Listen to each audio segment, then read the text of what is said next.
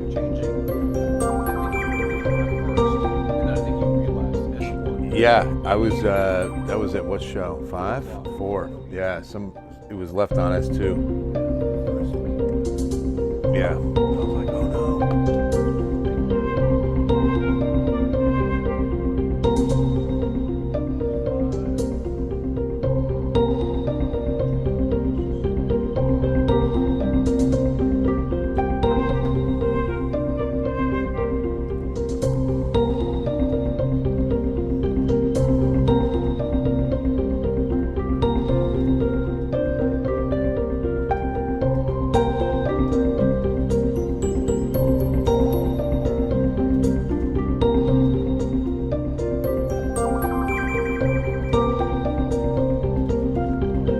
Right, James, what's going on? Hey, Brianna, you got some good weather in Pleasanton? Yeah, David, see? It was East Bexar County and then out. We might still get some showers. Yes, what's up, Pete? Back in the Ken's 5 saddle, brother. What's happening? Hey, Alexandra, how are you? Hola, ole. I love saying that. Hola, ole. Had to take a load of rock to Flatonia, so I dealt with the I-10. Oh, James, are you serious? That had to be a bumpy drive. We could, Nathaniel, we're not expecting very much. A good Monday evening to you. Welcome to spring. Boy, what a welcoming Mother Nature had in store for us, right? I mean, right on the money, huge spring storms. The farther north you go, the worse it got. I mean, Austin was clobbered with, it looked like 6 to 7 tornado warnings were going at once at one point. Some of the hot spots for tornadoes like Gerald got hit, Elgin got hit, Round Rock got hit. One TV station was actually on the air live and caught a tornado crossing I-35. Unbelievable. And I mean, it was a good size, probably EF2 wedge. I mean, you saw it just as clear as you're seeing my hand right now. I mean, it was like on the screen. They had one of their sky cams just grab it and like shoot it all the way across. Incredible television. We haven't heard a whole, hey Julie, just quick question, or even David, have we heard anything about injuries or fatalities, God forbid? Right? I mean, I haven't heard anything either. And I mean, we had several tornadoes confirmed today. The worst damage I think we saw, is the worst damage that Jack Sparrow High School, or? That's what I've seen. Yeah, it was crazy video, but yeah, that's the worst I've heard. There's just a lot of damage, but no injuries. Thank God. Well, this was a high school, northwest. Is it west of Fort Worth, or? I know it's west of Denton because my daughter's in Denton, so we were kind of keeping an eye on North Texas at the same time as San Antonio, and which, by the way, let me get radar up while we're talking at least here, huh? Northwest of Fort Worth. Thank you. The last of the strong storms you can see rained out right over Wilson County. It was pretty powerful. But what's happening is these cells that came together late are hitting some stabilized air, okay? Because a lot of the storms from earlier zapped the atmosphere of available energy. So when these storms roll in the wake of that line from earlier this afternoon, they fizzle quick because, again, the atmosphere's not stable just yet, but somewhat more stable. You can see this just over the last half hour. Look at the storm over Canyon Lake. It was quick to move out, but it was pretty heavy rain that's now moving up west of Buda and heading towards Austin. So some of the same spots are getting clobbered again. I know Luling had 2 good rounds of heavy rain and a couple of severe thunderstorm warnings there. In fact, let me back this up just a bit and show you a 12-hour loop. And while I say that,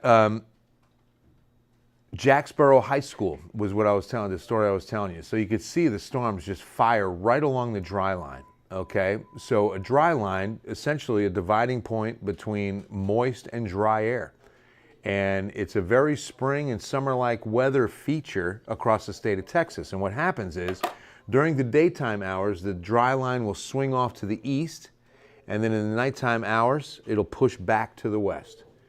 And it's a very common surface feature. Now, we won't deal with it beyond today because you say, okay, well, if it retreated back to the west, is it coming back for more tomorrow? Not going to happen. What's going to happen instead is the cold front's going to slide through. So let me show you the position of the cold front. It's back to the west still. And it looks like the dry line is as well, which it is, but it's not going to be moving back to the east, and we're going to get that front to push through and really stabilize things. It will not cool things off. This is a Pacific front. Notice how it's coming in from the west. So we're actually going to see temperatures in the 70s the next several days, but we will be very windy the next several days. In fact, it won't be until probably Friday that we get out of a windy forecast. We've got very windy days for the next few days. Speaking of winds, I know you experienced the gusty winds if you were out yesterday afternoon or last night. It's because of that high that you see over Alabama. It was a little bit closer, maybe Louisiana, Mississippi, and East Texas even yesterday, last night. So it's sliding east, but it's continuing to pump in all that Gulf moisture and those high winds feeding into that area of low pressure. Remember, highs send air to lows. It's how the atmosphere is always trying to attain balance. It never does attain it, but it's always trying to. So what the principle is here, the low is rising air. So you're losing air out of that airspace, right, in that area. Well, the high essentially sends the air in to try to replace what the low's losing, okay, that evacuation of mass. And the high sends the air in to try to equalize things in the atmosphere. It's going great, Roger. How you doing? Pete's like, stay on all night. Can't do it. Pete, we're going to get a sponsor, like an all night. Maybe it's coffee. It'd have to be either coffee or the no-dose or something like that, right? Energy drink. Something like that to keep me going all night for sure on Facebook Live. So when the front swings through, again, we're still going to be very windy. Let's take a look at some of the current winds right now. Okay, what you can see is really where that dry line is living. I mean, look at that convergence spot. It's right up, it's really 281. You can see all the winds from on the right side of San Antonio, east of San Antonio, right side of your screen, moving south to southeast, and then you get that strong westerly wind down Highway 90 with Hondo. Look at the winds in Del Rio at 22 miles an hour. So you see where they meet, that's the dry line. Another way to look at the dry line, where the dew point numbers fall off, okay? And you can see these are live dew points, 71 San Marcos, 16 Uvalde. So quite the difference with Bernie, Kerrville, trying to split the difference with 40s and 50s, but you ramp up fast. Even San Antonio's dew point still at 67. You step outside right now, it's still warm and humid. 20-degree dew point out Del Rio. So very dry air,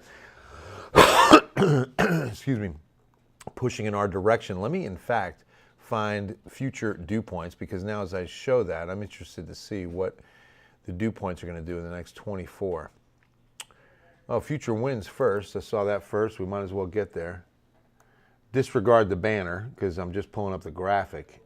The graphics are updated automatically. The models just keep plugging in. The latest model run is plugged in on our graphic system here. But we have to change the banners. So, okay, notice there's the good wind shift with the front going through. Let's go ahead and look at the upper right. There's 11 o'clock tonight. Look for the wind shift. There's 2 a.m. So it looks like about 2 to 3 a.m. There it is right there, wind shift. And then we're getting a good west-northwesterly wind at sunrise. And that's when the speeds will start picking up. You can see 11 to 20 near Kerrville at 8 a.m., 20 to 22 at Carrizo Springs by 9 a.m. So a good strong west-northwest wind will be in place tomorrow and then stay there. Stay here. But stay there too, all right, in Hondo, Uvalde, Carrizo Springs. Wednesday, Thursday, we're going to have windy days for the rest of the week, really. The winds will start to let up once we get into Friday. So I want to see what there's the future winds, right? And where's my future dew points? There we go. Let's see what we're going to get here, because with the northwest wind, certainly not going to see an increase in dew point. Oh gosh, look at that. Talk about the dry line. Pushing east, and then the front just keeps it east, and it's gone for a little while. Okay, so the dry line will be gone.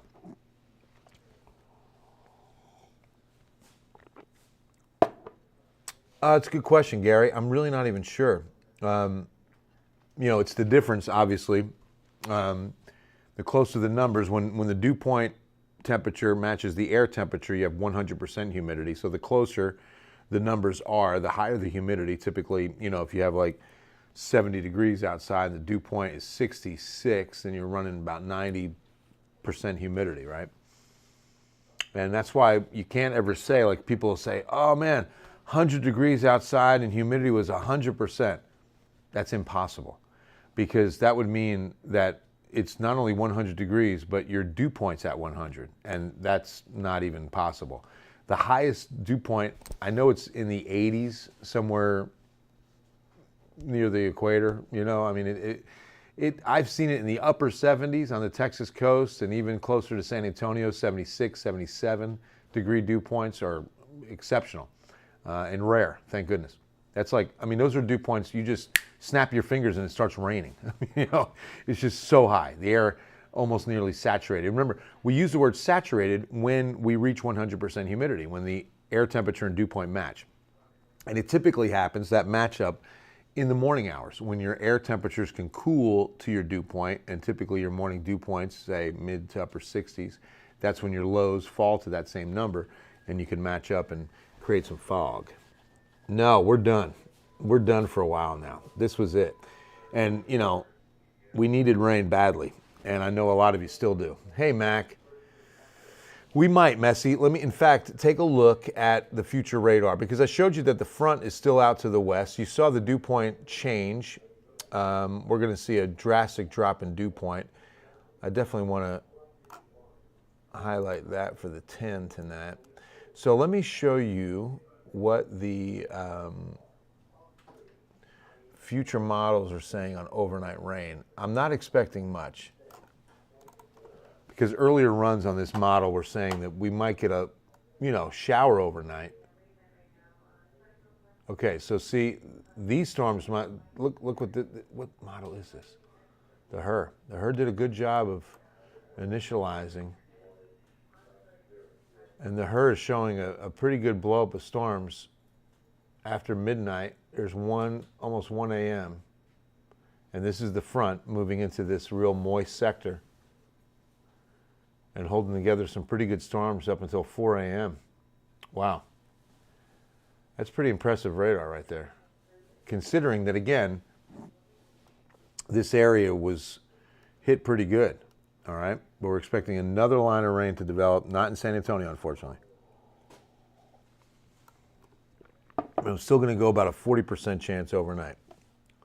Vanessa, I didn't see, I was gone last week. That's what I felt so bad about, even the tailor-made forecast that we do at 5 o'clock. Robert Hinojosa, tell Bill Taylor that he missed my birthday. Robert, P. Bill Taylor, how's the hurricane for you? Oh, yeah, I haven't really looked at it yet. In fact, my dad was asking, he's my stepdad, I call him Dad, in Lake Charles. He's in Lake Charles, Louisiana. And so 2020, I don't know how you can stay there after that year, but they got hit twice, remember? It was Laura and Delta, just dislocated Southwest Louisiana. Harmony! Happy those storms stayed east, right? Yes, yes. Let's all be praying for those impacted. Thank you, Harmony, for the reminder.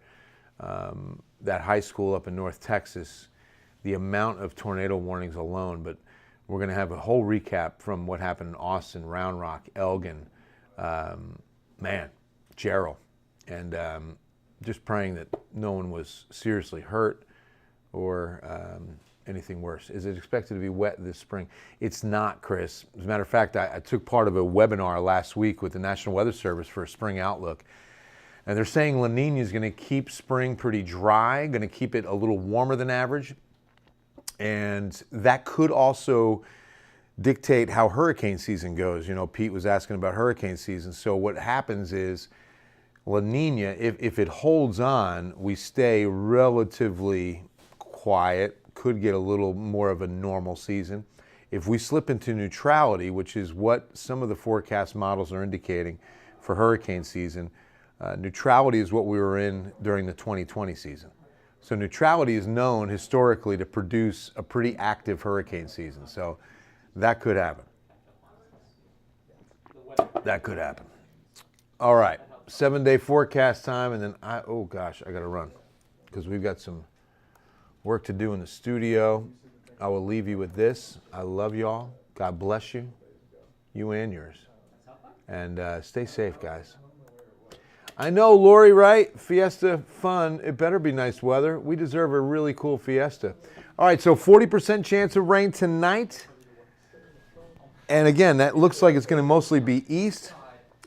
And then the payoff. I mean, several days of phenomenal weather. Windy, though, through Thursday. And then as the winds will die down, the temps will fly to the mid-80s from Friday on through the weekend. Looks like a nice weekend's waiting for us, too. All right, God bless you. I love you all. Stay safe, and we will see you at 10.